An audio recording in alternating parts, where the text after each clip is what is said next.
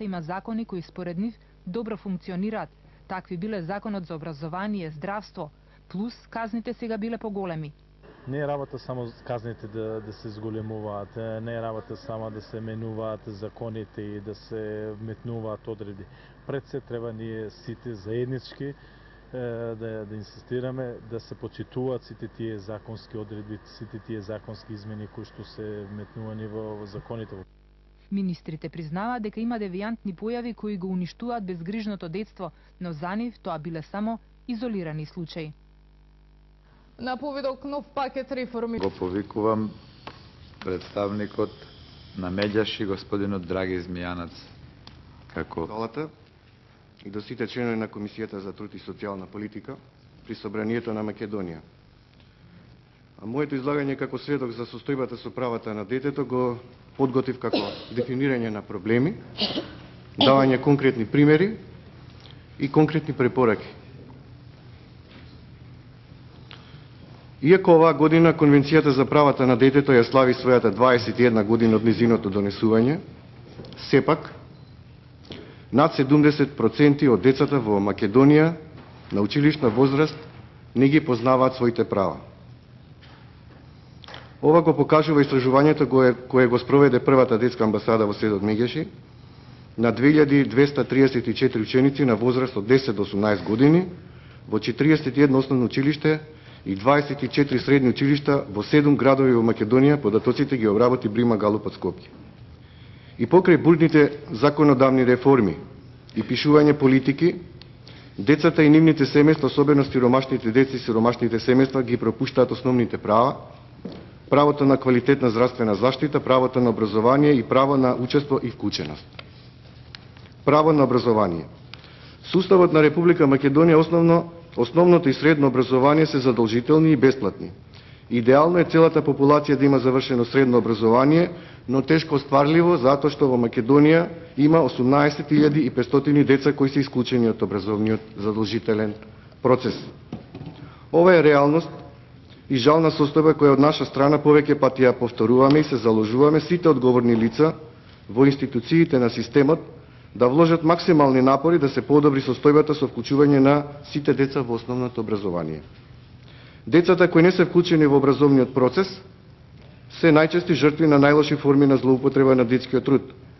Проституција, питачење, трговија со деца, детски органи и други најлоши форми на злоупотреба на детски труд. Препораки. Без исклучок вклучување на сите деца во образовниот процес. Целосно спроведување на стратегијата за инклузивно образование преку развивање и спроведување на програми за инклузивно образование за деца со посебни потреби, стратешко планирање и техничка подготовка при креирање на образовни програми за инклузивно образование со вклучување на дефектолози во образовниот процес, промовирање на неформално образование кој ќе овозможи доквалификација, преквалификација за работни места кои се актуелни на пазарот на трудот и изработка на програми за стекнување на неформално образование кај децата со посебни потреби. Дополнување и измена на законите со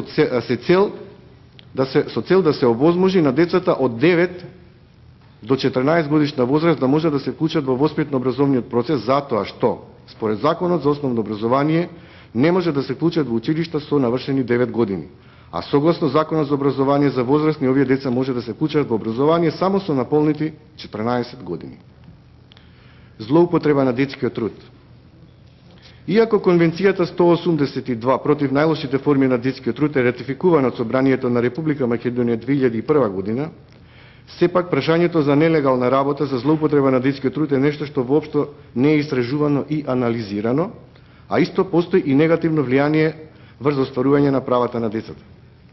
Современите трендови на трудова експлоатација на деца кои се присилени да работат по улиците, по кафеаните, по ѓубриштата, изложени на екстремни климатски услови, насилство на улица, живот без елементарни хигиенски услови, тие се лесна цел на вовлекување во криминал. Децата го поминуваат своето време надвор од образовниот процес за да заработат пари. Причините поради кои децата се почесто се трудово експлоатирани се малиот економски стандард на голем дел од населението, сиромаштијата во семејството, исклучување на децата од родителите и други лица, низок степен на образование на родителите и децата и лошите услови за живот во домот. Пример. Во 2007 година 13 годишно дете од Гостивар почина при работа во сервис за миење автомобили. Овој трагичен случај е уште една потврда дека злоупотребата детскиот труд во Македонија е реалност. Ова е драстичен пример за кршење на одредбите на Конвенцијата за правата на детето, Конвенцијата против најлошите форми на детскиот труд 182 и националните закони. Децата на улица. Има се поголем број на вакви деца за кои државата нема точно утврдена бројка. Наша бројка е дека ги има секојдневно на крстосниците 2000. Повеќе од нив се роми. И за жал нема напредок кон трајни решенија со кои се осигурува заштита на децата, пристап до образование и повторно општествено интегрирање. Во дневните центри што обезбедува заштита на децата на улица се обавуваат основни хигиенски потреби. Се бањаат, им се дава облека, еден оброк, основно воспитно образовни содржини. Но дневните центри не се трајно решение за обезбедување на нивните основни права на дом и образование. Потребно да се обезбеди адекватна заштита и помош за закрепнување и повторно интегрирање на децата на улица и да се развие сеопфатна стратегија за справување со основните причини кои доведуваат до оваа појава. Многу често децата на улица не се сирачи, имаат родители и најчесто родителите се поттикнувачи во питачењето и препродавањето. Овие деца се двојно занемарени и од страна на државата и од страна на родителите. Постојат деца кои се невидливи во системот, односно деца кои без документација, поголем дел од нив се роми во Македонија, добар дел од нив не се здравствено осигурени, не се вклучени во образовниот систем, иако законите за здравство велат дека не смее да има граѓанин во Македонија без здравствено осигурување.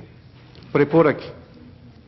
Формирање на прифатни центри во кои ќе се згрижат цели семејства, со тоа ќе им се возможи минимум екзистенција, што ќе резултира со ослободување на децата од улица и нивно вклучување во образовниот систем, развивање на стратегија за поддршка на семејствата, подигнување на капацитетите на државните служби за заштита на децата на улица и директни интервенции и помош за децата на улица и нивните семејства.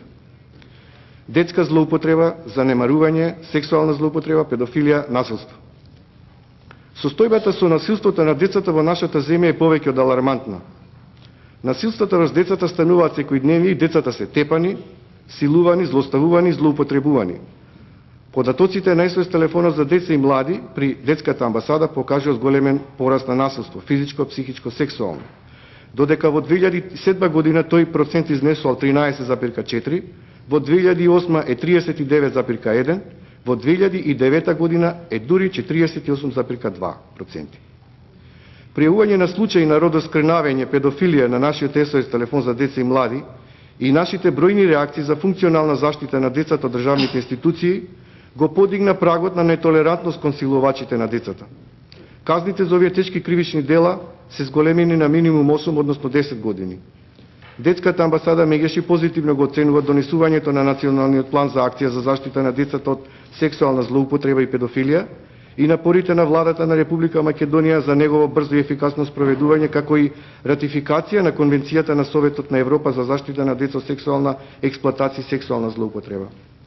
Првата детска амбасада во Седот Мегеши со цел посоодветно да се постапува со детето жртва на сексуална злоупотреба, педофилија и родоскрнавење предлага отварање на прифатилиште за деца жртви на сексуална злоупотреба, посебно згрижување на децата во првите 72 часа, зајакнување на згрижувачки семејства во другите градови каде не постојат услови за отварање на прифатилиште. Во текот на постапката за докажување на вината на сторителот, не смее да се дозволи соочување на детето со жртвата, детето жртва со сторителот, затоа што предизвикува дополнителна психичка травма, недоверба во ефикасноста и ефективноста на системот на заштита. Иако според Законот за малолетничка правда е предвидено детето да даде 2 до 3 максимум изјави, ние се залагаме тоа да биде една изјава и тоа во специјални скрин соби во присуство на судија, социјален работник, психолог, педагог, полициски инспектор, во цивилна облека, видеоаргументација која ќе се користи во натамошниот тек на постапката при докажување на вината на сторителот. 4 исчезнати лица само за 1 месец. Се трага по 4 деца исчезнати само за 1 месец, сите во рурални средини. Амбасадата Мегеши укажува дека децата од руралните средини и осиромашните семејства се најчеста мета на криминал со трговија со деца. Детската амбасада Мегеши апелираше до Министерството за внатрешни работи дека не треба да се исклучи сомнежот кај граѓаните дека се зачестеното исчезнување на деца е поврзано со трговија со деца и детски органи, киднапирање, организирана група награбнувачи на деца заради питачење, детска проституција и порнографија. Пример. Лицето XX е татко на две малолетни керки на возраст од 8 и 7 годишна возраст. Тој и мајката на децата не живееле заедно, а заеднички се договориле заради лошата економска состојба децата да ги сместат во интернат. Секој викенд од декември 2008 до март 2009 таткот одел во интернат и оттаму ги земал неговите керки, ги носел во неговиот дом, каде заедно со неговиот 28 годишен пријател сексуално ги злоупотребувал девојчињата, притоа заканувајќи им се дека ако кажат некому ќе ги заколат. И покрај знаењето дека таткот е алкохоличар и претходно осомничен за неколку кривични дела, сепак Центарот за социјална работа дозволил децата да го поминуваат своето слободно време со таткото родоскрнавувач педофил. Насилството кое трајало 3 месеци, помалата сестричка го пријавила на еден од наставничката во интернатот. Следен пример. Мајката 29 годишна СД си губи својот 7-годишен син. 7-годишниот син напад кон болницата им подлегна повредите кои претходно со тврд предмет по главата и телото му ги нанесе неговата мајка. Пред да се случи грозоморното убиство биле поднесени повеќе кривични пријави против мајката за запуштање и малтретирање на малолетното лице, за кражба, за зебање малолетник, за кој во неколку наврати се изрекувани дури и казни затвор. Од полицијата информира дека за ова дебело досие на мајката бил известен Центарот за социјални работи од Скопје. Тој не успеал да врши строг надзор над ова семејство и да го земе на време родителското право. За жал, поттешката трагедија е одземено родителското право и задоцнета како мерка. Следен пример. Лицето ЈК, кој го повтори по трет пат ова дело, киднапира две деца штитеници од детскиот дом 11 октомври. Едно од нив го држеше во заложништо 23 дена. Најсвирепо се изживуваше врз детето, а одговорните од оваа институција не знаеа каде им се двете деца штитеници на 11 октомври. Никој од оваа институција не поднесе одговорност, а лицето ЈК, кој по трет пат го повтори делото, доби казна максимум за прв пат во Македонија 15 години. Ние баравме доживотна казна. Проблем. Нема сигурен третман за работа со педофилите додека излежуваат казната затвор. Нема сигурен надзор и нивно следење по напуштање на затворот. Не се пријавуваат во центрите за социјална работа, педофилите без медикаментозна терапија за контрола на либидото и нагонот, без надзор на Центарот за социјална работа и полицијата го повторуваат делото. Препорака. Со цел да се делува во рано превенирање и спречување на насилството и злоупотреба на децата, Комитетот за правата на детето при Обединетите нации и препорача на владата на Македонија да осигури континуитет, вклучувајќи и со одделување соодветни средства за бесплатна 24-часовна линија за помош, да ја признае како извор на информации и податоци за политиките и законите за правата на детето како алатка за рано интервенирање и спречување. Центрите за социјална работа треба да бидат поактивни на терен, да вршат увид во дисфункционални семејства, како навреме би детектирали и би превенирале можно насилство и злоупотреба на децата. За доцнетото одземање на родителското право, како родителот ќе го убие детето или ќе биде детето силувано, е непродуктивна акција на Центарот за социјална работа. Строг надзор и следење на семејството во ризик, поголема мобилност на социјалните работници на терен може да дадат одредени резултати за превенирање на состојбата во овие семејства во ризик. Судиите треба да досудуваат максимални казни за сторителите кои ги повредиле, оспориле или загрозиле правата на децата. Морам да ве опоменам, на било каков начин, да се една минута може. До времето. Може и 2 и 5, меѓутоа Јас сум при крај, уште една минута. Досега имате повеќе од 15 минути. Може уште една минута или да продолжите? Баш кај судиите застанав. Судиите треба да досудуваат максимални казни за сторителите кои ги повредиле и оспориле или загрозиле правата на децата на било каков начин, особено кога се работи за сторителите на сексуална злоупотреба на деца и педофилија. И на крај, сосема, правото на детско учество, детско мислење и детска партиципација. Постојат голем број на закони кои ги повредуваат правото на детето на детско учество. И покрај овие законски одредби во законодавството на Македонија се уште не е обезбедена доследна примена на член 12 од конвенцијата. Како резултат на тоа на детето и понатаму не се третира како субјект на правата, туку како во голема мерка има голем пасивен улога на пасивен објект, чии права и интереси зависат од родителите, старателите или државните органи. Детската амбасада Мегеши не само што го поддржува, туку и го практикува детското учество. Така свој извештај за состојбата со правата на децата беше подготвен и од страна на самите деца и две представнички го презентираа истиот на посебна средба со членовите на Комитетот за правата на детето при Обединетите нации. Бидејќи немам време, препораките нема да ви ги кажам. Благодарам. Почитувани колеги, за поставување на прашања. Колешката Виолета Ташева се пријави за прашање. Наташа Јаневска. Весна Бендеска. Се вртам, колешка, се вртам. Значи, по овој редослед, Виолета Ташева, Наташа Јаневска и Весна Бендеска. Повелете, има збор претеникот Виолета Ташева. Благодарам, председателе, почитуван представник на Меѓаши, на првата детска амбасада. Јас би сакала да искоментирам, но и да ве прашам во врска со вашето излагање. Цените ли дека невладиниот сектор има можне битно влијание во делот на подигање на јавната свест кај граѓаните во делот на правата на децата? И вие како представник од невладиниот сектор, колку проекти имате имплементирано токму во промоцијата на правата на децата, особено во промоцијата на превентивните мерки за заштита на децата од како жртви на семено насилство или сексуална злоупотреба и слично? Благодарам. Благодарам. А има збор пратеникот Наташа Јаневска да постави. Благодарам, председателе.